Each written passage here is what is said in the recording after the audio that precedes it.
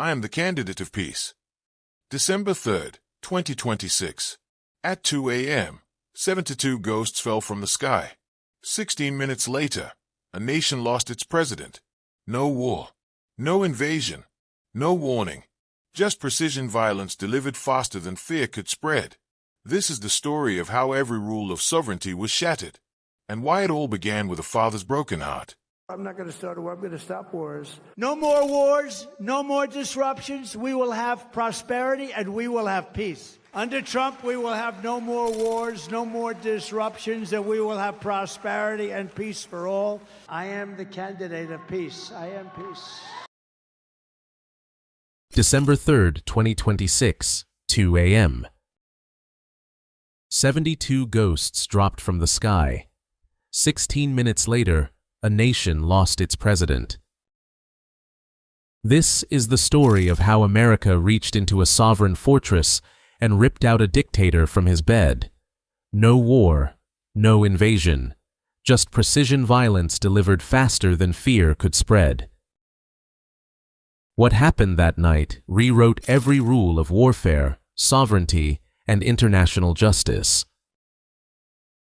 And it started with a father's broken heart. November 2023, Miami, Florida. A Venezuelan military colonel answered his phone at 3:47 a.m. His daughter, 22 years old, journalism student, full of dreams, was dead on a bathroom floor. Cocaine, cut with fentanyl. Her heart stopped in 7 minutes. The autopsy revealed something that shattered him. The poison came from labs his own government protected. The Venezuelan military, his military, manufactured the fentanyl. They mixed it. They shipped it. They killed his child. 3 weeks later, he walked into the U.S. Embassy in Bogotá carrying a hard drive worth more than gold. Codename, Raven. What he brought wasn't just intelligence.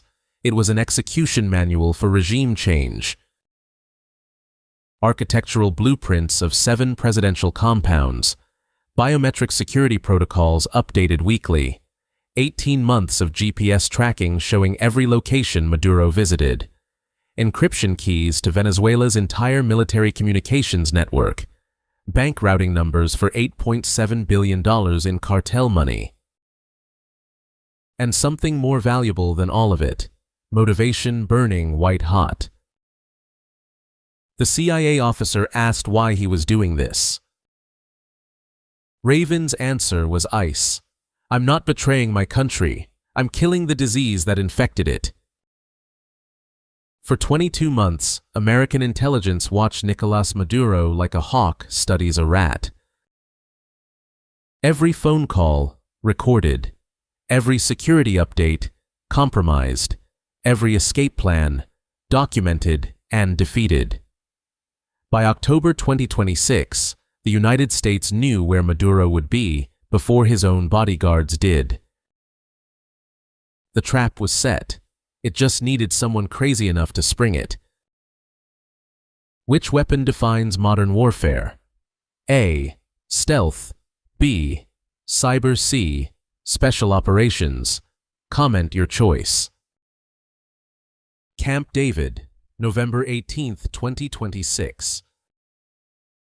Winter storm outside. Inside, President Trump faced his National Security Council with a decision that would echo through history. 3 options on the table. Option Alpha, drone strike, turn Maduro into pink mist, 12 seconds of Hellfire missiles, problem solved, no mess. Option Bravo, sanctions, diplomatic pressure, political theater that changes nothing while Americans keep dying. Option Charlie, live capture, extract him from his fortress, put him in an American courtroom in chains. The Secretary of Defense cleared his throat. Mr. President, Option Charlie has never been attempted in modern warfare. The tactical risks alone. Trump cut him off mid-sentence. I don't want him dead. Dead men don't stand trial. Dead men don't answer for the thousands of American kids who overdosed on his poison. I want him in an orange jumpsuit, in federal custody, facing American justice. Give me option Charlie. Dead silence filled the room. Then the JSOC commander, a 3-star general whose face you'll never see in any photograph, spoke 4 words. Yes, sir, we can. Authorization signed at 11:47 p.m. that night. Operation Serpent's Fall was born. 9 weeks of planning followed, planning so detailed it bordered on obsession. A floating command center established itself in international waters, an amphibious assault ship that didn't exist in any fleet database. Inside, military planners built a 3-dimensional model of the target compound, so precise that operators could navigate it blindfolded. The tactical challenges were insane. Maduro rotated between 8 compounds on unpredictable schedules. He employed 4 body doubles, surgically altered to match his face. His security numbered over 400 personnel: Venezuelan special forces, Cuban intelligence officers, Russian Wagner Group mercenaries. He traveled only in armored convoys. He swept for electronic surveillance twice daily. He trusted almost no one. But Raven had given them something worth more than all the security in the world: Maduro's psychology. Intercepted communications from late November revealed his fatal flaw: arrogance. The Americans make noise but take no action, he told his inner circle on November 29th. They topple weak governments in the Middle East. They don't touch real power. His confidence was about to cost him everything. Stay with me.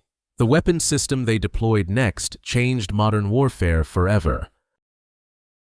Colonia Tovar Mountains, Venezuela, December 2, 2026. Maduro's most secure compound wasn't just protected. It was engineered by Russian military specialists to survive nuclear war. $180 million construction cost. 6,000 feet elevation surrounded by dense jungle, impossible to penetrate. Surface-to-air missile batteries covering every approach vector. Overlapping radar with 0 blind spots. 400 guards working in shifts. Underground bunker with 3-foot concrete walls designed to survive bunker-buster bombs. The compound was a fortress built to stop armies. It fell to 72 men in 16 minutes. The attack didn't start with helicopters. It started with ghosts in the machine. December 2nd, 5 p.m., 6 hours before the raid. CIA cyber operations activated Nightfall, a cyber weapon built specifically for this mission over 18 months of development. Venezuelan radar systems started tracking phantom aircraft that didn't exist. Secure military communications filled with contradictory orders from multiple command centers. Air defense batteries locked onto ghosts in the sky. Communications networks reported invasions from 3 different directions simultaneously. Venezuela's entire military infrastructure was being shredded by invisible attackers. Then came the accidents. 8:21 p.m. Transformer Station explodes in Caracas. 3 military bases go completely dark. 37 personnel killed in the blast. 9:47 p.m. Fire engulfs Venezuela's primary military communications facility in Maracay.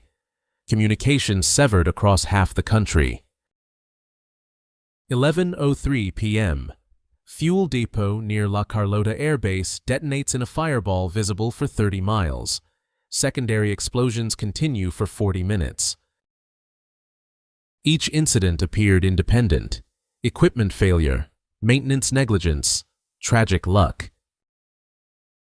There are no accidents in modern warfare, only orchestrated chaos. While Venezuela's military fought fires and investigated sabotage, 6 helicopters crossed into their airspace at altitudes so low their rotors nearly kissed the Caribbean waves. How fast can a superpower projection travel? A. 170 mph. B. 200 mph. C. Mach 1.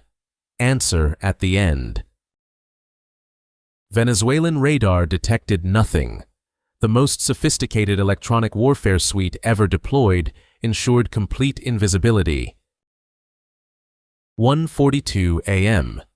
The strike force entered mountain valleys at speeds exceeding 170 miles per hour. Pilots navigated through terrain using night vision and millimeter-wave radar, flying meters above treetops in total darkness. Behind them, a constellation of supporting aircraft moved into position. B-2 bombers at high altitude ready to deliver precision strikes. F-22 fighters establishing air dominance across Venezuelan airspace. AC-130 gunships with 105mm howitzers ready for close support. This wasn't a raid, it was a siege delivered at supersonic speed. 1:59 a.m., 60 seconds to contact. Inside the compound, 300 guards patrolled their sectors. Sentries scanned the darkness. Radar screens showed nothing unusual. They had no warning, no indication.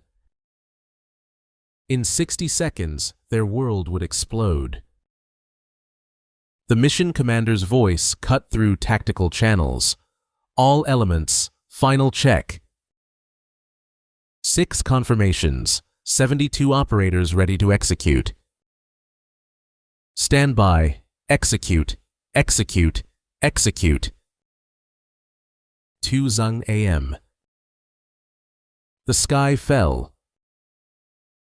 The assault was a symphony of controlled violence choreographed down to the millisecond. First helicopter hovered 15 feet above the main courtyard. Operators fast roped into darkness, hitting the ground in under 7 seconds. They moved toward primary entry points with mechanical precision that looked inhuman. Simultaneously, shaped charges detonated at 3 different wall sections. The explosions were surgical. Walls breached, structures intact beyond the blast radius. Flashbangs followed. Then, the operators. Venezuelan guards reacted exactly as training predicted. They reached for weapons. They called for backup on communications nets that didn't work anymore. They tried to form defensive positions. They died before accomplishing any of it. The assault teams flowed through the compound like water finding cracks in stone. Every corner cleared with textbook precision. Every room secured.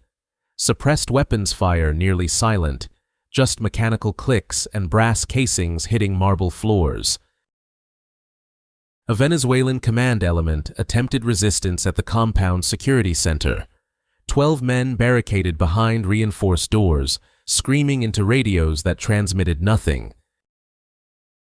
Response: precision breaching charge that turned the door into shrapnel while leaving surrounding structure intact. Defenders inside eliminated before smoke cleared. 2:07 a.m., 7 minutes into the operation.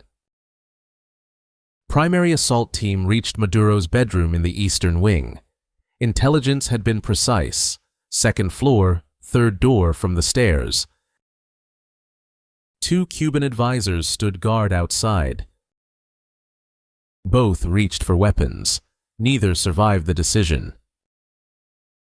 The bedroom door was reinforced steel disguised as ornate wood. The shaped charge that breached it had been designed specifically to defeat this exact barrier type. Explosion precise enough to destroy the door, while preserving everything around it. Flashbangs, smoke, operators flooding through. Room empty. Primary location negative, initiating search protocol. Thermal imaging detected heat signatures below the floor. Maduro had activated his final escape plan, hidden elevator descending to underground bunker complex built with Russian technical assistance.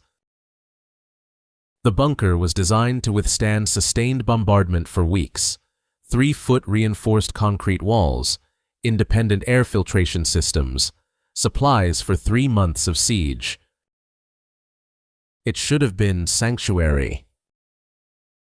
Instead, it became a tomb. Raven had provided the access code 6 months earlier. What they found inside that bunker would fuel federal investigations for years. A command center with real-time tracking of cocaine shipments across 3 continents. Communications equipment linking directly to Mexican cartel leadership with encrypted channels. Financial servers containing transaction records for $8.7 billion in narcotics proceeds. And in fortified sleeping quarters, Nicolas Maduro and his wife, waking to find their world ended. Contact! Target acquired! Maduro's eyes opened to 6 rifles pointed at his face. His wife screamed. 2 bodyguards who slept in the bunker reached for weapons that were immediately kicked across the floor. Nicolas Maduro, you are under arrest by authority of the United States of America for narco-terrorism, conspiracy to import cocaine resulting in death, and material support to terrorist organizations. Do not resist. The man who ruled Venezuela through fear and violence for over a decade, who ordered countless murders, who believed himself beyond any law, was flex-cuffed and hooded in under 25 seconds. Jackpot. Repeat, we have jackpot. Primary and secondary packages secured. 2:09 a.m., 9 minutes from initial breach to target capture. The mission was not complete. Extraction under fire was next. Outside, Venezuela's military finally mounted response despite communications chaos. Base commanders heard explosions. Armored units mobilized from 3 garrisons.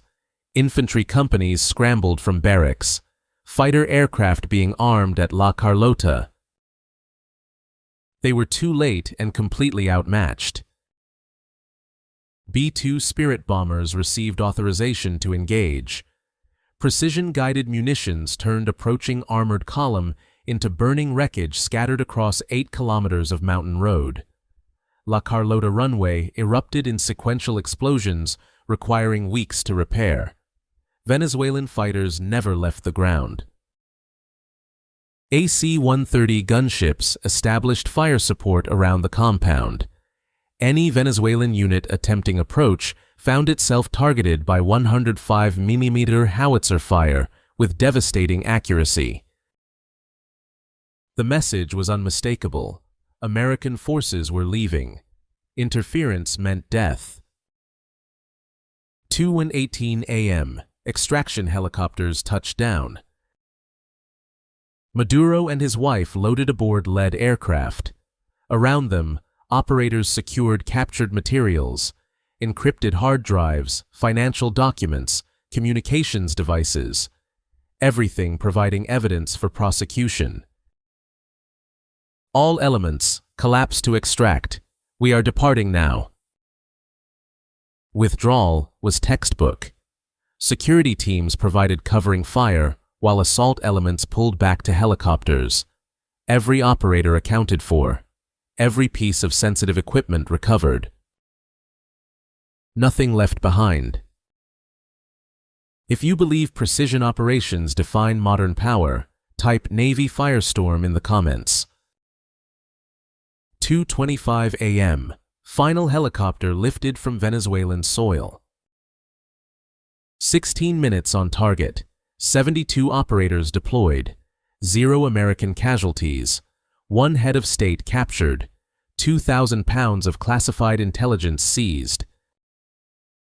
As helicopters climbed into darkness and turned toward the Caribbean, Venezuela descended into chaos.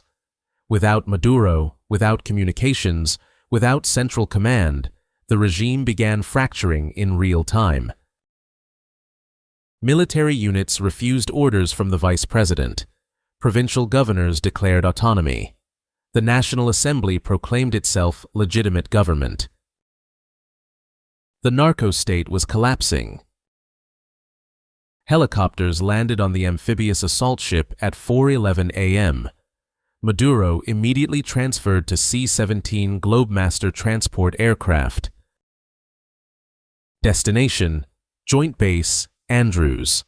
An entire task force of federal prosecutors, FBI agents, DEA investigators waited.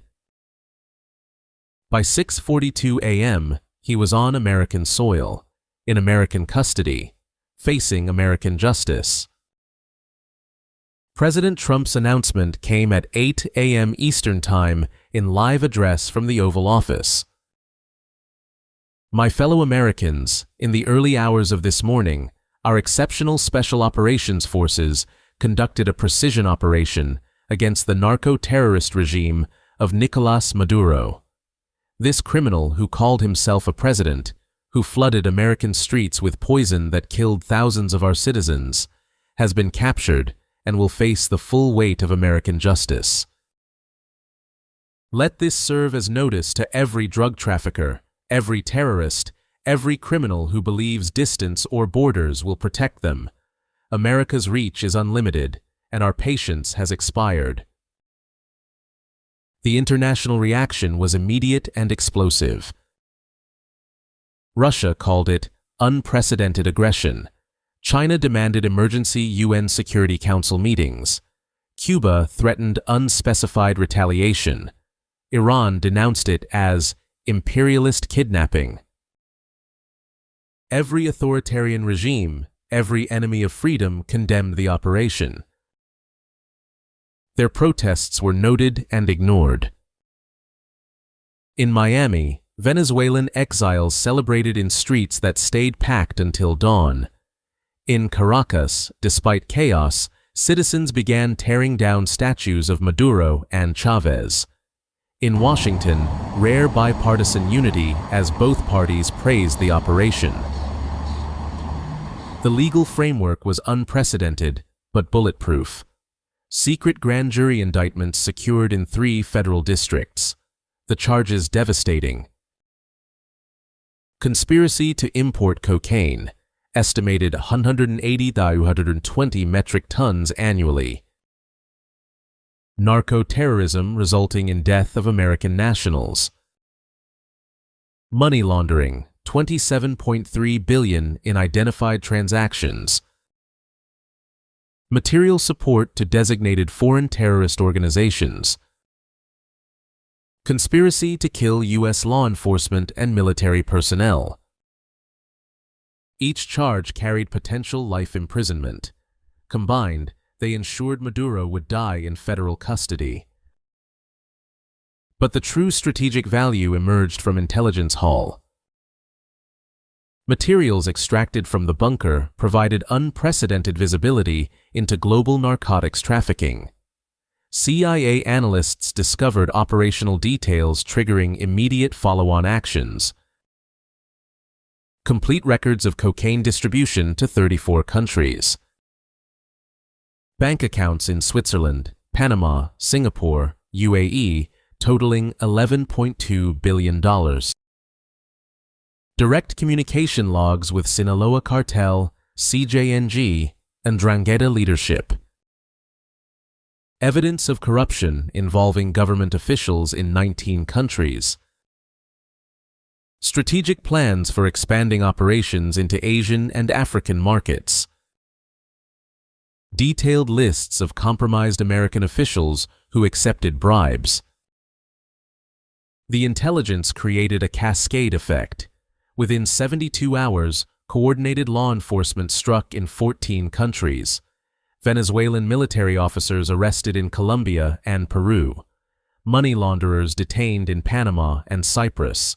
Corrupt officials arrested in Mexico, Guatemala, Honduras. The entire network was unraveling. Should America apologize for delivering justice? Type your answer, yes or no. The aftermath reshaped South American geopolitics permanently. Venezuela's interim government, immediately recognized by 51 nations, began rebuilding. American humanitarian assistance flooded in: food shipments, medical supplies, electrical grid repair equipment. Navy hospital ships anchored offshore, providing free medical care. Army Corps of Engineers teams restored critical infrastructure. For the first time in 15 years, ordinary Venezuelans experienced hope. Intelligence exploitation continued for months, each document analyzed, each hard drive forensically examined, each encrypted message decoded. Additional indictments issued, more assets frozen, additional criminal enterprises dismantled. And in classified facilities across Washington, military and intelligence professionals studied Operation Serpent's Fall to extract lessons. Multi-domain operations can paralyze hostile nations without traditional warfare. Cyber capabilities can replace kinetic strikes for strategic effect. Intelligence-driven precision enables high-risk captures with zero casualties. American Special Operations Forces can reach any target, anywhere, anytime. The operation would be studied at military institutions for generations. But for the 72 operators who executed the mission, there were no public ceremonies, no medals presented before cameras, no recognition beyond their classified community. They returned to units, completed after-action debriefs, prepared for the next mission. That's what quiet professionals do. That's who they are. Operation Serpent's Fall transmitted a message echoing through every criminal organization on Earth. If American Special Operations Forces could reach Venezuela's president inside a fortified mountain bunker, protected by hundreds of guards, they could reach anyone. No security detail was adequate, no fortress impenetrable, no border sacred, no position granted immunity. The era of untouchable criminals ended on December 3, 2026. Final operational assessment. 1 narco-terrorist head of state captured. 1 criminal regime destroyed. $11.2 billion in criminal assets identified. 72 operators deployed. 0 American casualties. 16 minutes on target. 14 countries affected by subsequent operations. 51 nations recognize transitional Venezuelan government. Quiz answer. A. 170 mares subdimeth. Modern military helicopters like the MH-60 Black Hawk, used in special operations, can reach speeds exceeding 170 miles per hour while maintaining low-altitude flight profiles necessary for radar evasion and tactical surprise. 3 questions demand consideration. When a government becomes a criminal enterprise, does it retain protections of sovereignty? How many American deaths from narcotics justify military action against the source? If special operations cannot reach criminal leaders, what deterrent prevents them from acting with impunity? To the warriors who executed Operation Serpent's Fall, your identities remain classified, but your impact resonates globally.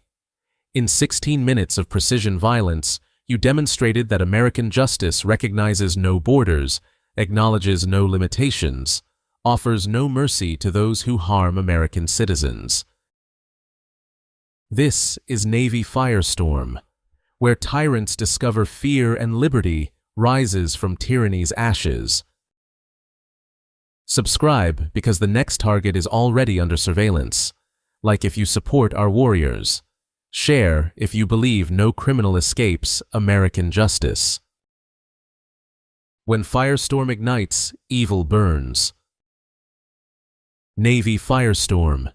Justice strikes from the depths. 16 minutes on target. 0 American casualties. 1 criminal regime erased without a war. Operation Serpent's Fall proved something the world had long denied. Borders don't protect criminals. Power doesn't grant immunity. And sovereignty ends when a state becomes a cartel. This is Navy Firestorm.